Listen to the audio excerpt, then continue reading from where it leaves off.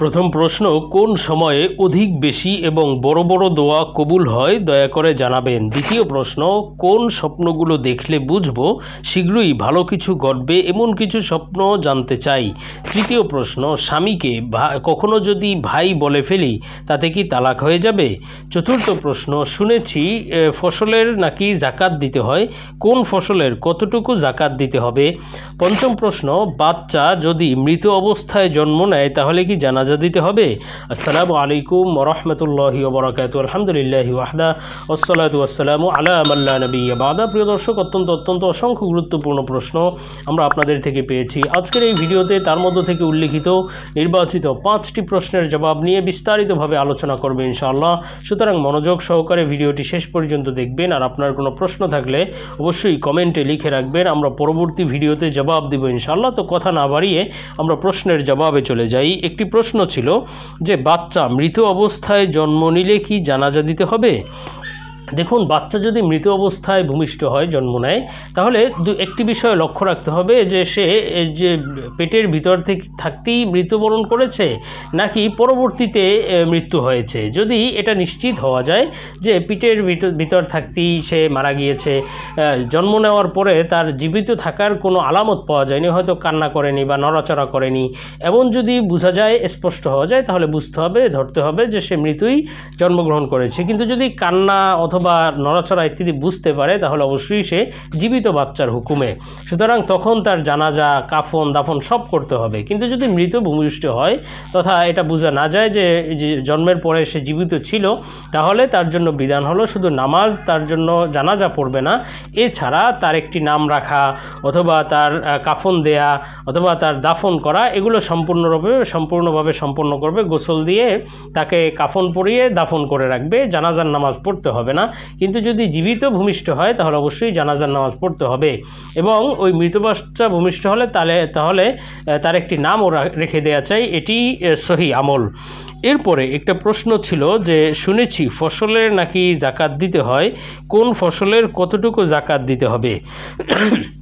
দেখুন প্রিয় দর্শক, উৎপাদিত ফসলের জাকাত শরিয়াত বিধি বা এই বিধান দিয়েছে যে উৎপাদিত ফসলের 10 ভাগের 1 ভাগ জাকাত দিতে হবে যদি সেই ফসলটি আপনার নদীর পানি অথবা বৃষ্টির পানি এই সমস্ত মাধ্যমে আপনি সেচ দিয়ে থাকেন। কিন্তু যদি কোনো মেশিনারির মাধ্যমে অথবা অন্য কোনো উপায়ে যদি আপনার সেচ দিতে হয়, যেটি আপনার পানি হয়তো কেটে আনতে হয়েছে অথবা এই ধরনের কোনো পদ্ধতি যদি অবলম্বন করতে হয়, তাহলে সেই ফসলের জন্য 20 ভাগের 1 ভাগ জাকাত দিতে হয়, যাকে এই পরিমাণকে বা এই অংশটাকে যে দিতে হয় এটাকে অসুর বলা হয়। আর মালের ক্ষেত্রে টাকা, স্বর্ণরূপা ইত্যাদির ক্ষেত্রে জাকাত বলা হয়। এখন অসর হলো ফসলের জাকাত বা জমিনের জাকাত, যেটি আমাদের দেশে অনেক বেশি উপেক্ষিত। সুতরাং এই বিষয়ে আমল আমাদের জারি রাখা চাই। যদিও আমাদের দেশে এই জমিনগুলো যেগুলো রয়েছে এগুলো কি অসুরি জমিন নাকি খেরাজি জমিন, এক্ষেত্রে একটু মত পার্থক্য রয়েছে, কিন্তু তবুও সেই পার্থক্য থেকে বাঁচার জন্য অবশ্যই আমাদের এই বিষয়টি আমল করা চাই, যাতে কোনো ধরনের ইখতিলাফের মধ্যে না পড়তে হয়। যদি এই জমিন অসুরি হয়ে যায়, অনেকে বলে থাকেন অসুরি জমিন, তাহলে তো অবশ্যই আমরা যেই ব্যাপক হারে এই আমল থেকে বের হয়ে গিয়েছি। অনেক মানুষ বুঝেই না যে ফসলের জাকাত দিতে হয়। সুতরাং এই আমল অবশ্যই করা চাই। অবশ্যই সম্ভব হলে আপনার জমিনের যেই ফসল হয়েছে সেই ফসল যতটুকুই হোক সেই ফসলের 10 ভাগের 1 ভাগ দিবেন, যদি সেটি নদীর পানি বা বৃষ্টি ইত্যাদির মাধ্যমে আপনার সেচ আলাদাভাবে না দিতে হয়, তাহলে এই ফসলের 10 ভাগের 1 ভাগ দিবেন। আর যদি কোনো মাধ্যমে আপনার সেচ দিতে হয় তাহলে 20 ভাগের 1 ভাগ। এখন এটির কোনো পরিমাণ আছে কিনা যে কতটুকু হলে, দেখুন এ সম্পর্কেও ইখতিলাফ রয়েছে। যে কেউ বলেছেন যে আপনার যদি 25 মন হয় তাহলে কেবল দিতে হবে, আবার কেউ বলেছেন না, অল্প হলেও সেখান থেকেও 10 ভাগের 1 ভাগ বা 20 ভাগের 1 ভাগ দিতে হবে, এবং এটার উপরে আমল করলে এটি বেশি ভালো, যদিও আপনি সেই পরিমাণের উপরও আমল করতে পারেন। এরপরে একটি প্রশ্ন ছিল যে স্বামীকে কখনো যদি ভাই বলে ফেলি তাতে কি তালাক হয়ে যাবে। দেখুন, স্বামীকে ভাই বলা এটি অনুচিত একটি কাজ। রাসূল সাল্লাল্লাহু আলাইহি ওয়াসাল্লামের সামনে একবার এক লোক তার স্ত্রীকে বোন বলে ফেলেছে। রসুল বললেন, সে কি আসলেই তোমার বোন? বললেন যে না ইয়া রাসূলুল্লাহ, সে তো আমার স্ত্রী। বললেন, যেই সম্পর্ক নয় তাহলে তুমি সেই সম্পর্কে কেন বললে? সুতরাং এই কাজটি একটি ভুল কাজ। আমাদের সমাজে স্বামীকে ভাই অথবা স্ত্রীকে বোন বলা হয়, এগুলো ঠিক নয়। স্ত্রীকে আপু বলে ডাকে, এগুলো ঠিক নয়, এগুলো ভুল কাজ। অবশ্যই এগুলো থেকে বিরত থাকতে হবে, কিন্তু এর মাধ্যমে তালাক হবে না, কেননা তালাক হয় নির্ধারিত কোনো কথার মাধ্যমে বা তালাক দেওয়ার মাধ্যমে। সুতরাং এই ভাই বললে তালাক হবে না, কিন্তু অবশ্যই এই কাজ থেকে বিরত থাকতে হবে।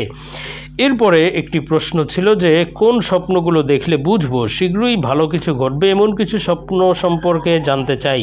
দেখুন, এ সম্পর্কে আল্লামা ইমাম মুহাম্মদ ইবনে সিরিন রহমতুল্লাহ আলাইহি তার সুবিখ্যাত স্বপ্নের ব্যাখ্যার কিতাব তাবিরুর রুইয়ার মধ্যে স্বপ্নের নির্ভরযোগ্য ব্যাখ্যা উল্লেখ করেছেন। সেখান থেকে আমরা এমন কিছু স্বপ্ন সম্পর্কে আলোচনা করব প্রশ্নকর্তার প্রশ্ন হিসেবে, যে স্বপ্নগুলো দেখলে বুঝবো শীঘ্রই ভালো কিছু ঘটবে। তো এ সম্পর্কে হযরত ইমাম ইবনে সিরিন রহমতুল্লাহ আলাইহি বলেন যে স্বপ্নে যদি কেউ ছাগলের গোশতের টুকরো টুকরো করে খেতে দেখে, যে ছাগলের গোশতের টুকরো খাচ্ছে অথবা একাধিক খাচ্ছে, বারবার অনেক গোশতের টুকরো খেয়েছে, তাহলে বুঝতে হবে যত বেশি সে ছাগলের গোশত খেয়েছে তত বেশি সে সম্পদ লাভ করবে। আল্লাহ তাআলা তাকে সেই পরিমাণ নিয়ামত দান করবেন ইনশাআল্লাহ।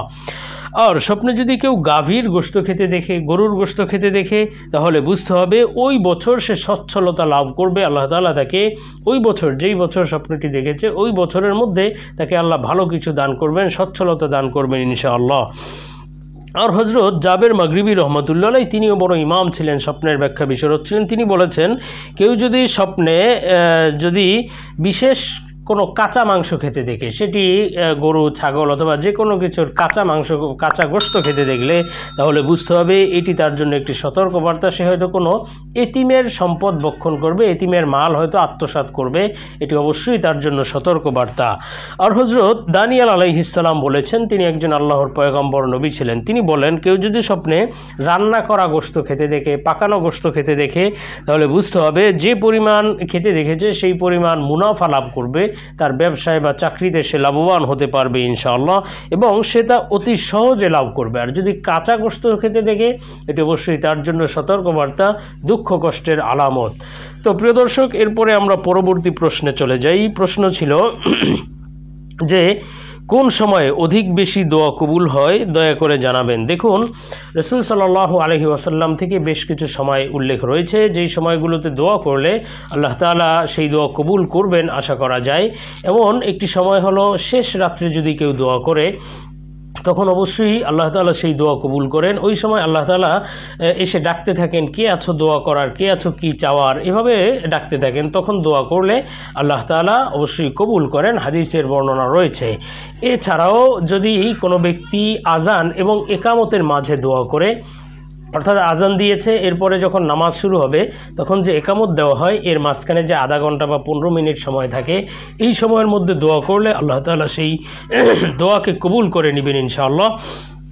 এছাড়াও আরেকটি সময় হলো, কেউ যদি ফরজ নামাজের পরে দোয়া করে, অর্থাৎ ফরজ নামাজের পরে যদি সুন্নাত না থাকে, তাহলে আপনি সেই ফরজ নামাজের পরেই দোয়া করতে পারেন সেখানে বসে। আর সুন্নাত থাকলে সুন্নাত পরে পরবর্তীতে আপনি দোয়া করতে পারেন, সেই দোয়া কবুল হওয়ার অনেক বেশি সম্ভাবনা রয়েছে। এছাড়াও সফর অবস্থায় দোয়া করলে কবুল হওয়ার সম্ভাবনা, অসুস্থ অবস্থায় দোয়া করলে আল্লাহ তাআলা সেই দোয়া কবুল করেন। তো এই সময়গুলোতে দোয়া করলে অবশ্যই আল্লাহ তাআলা সেই দোয়া কবুল করবেন ইনশাআল্লাহ।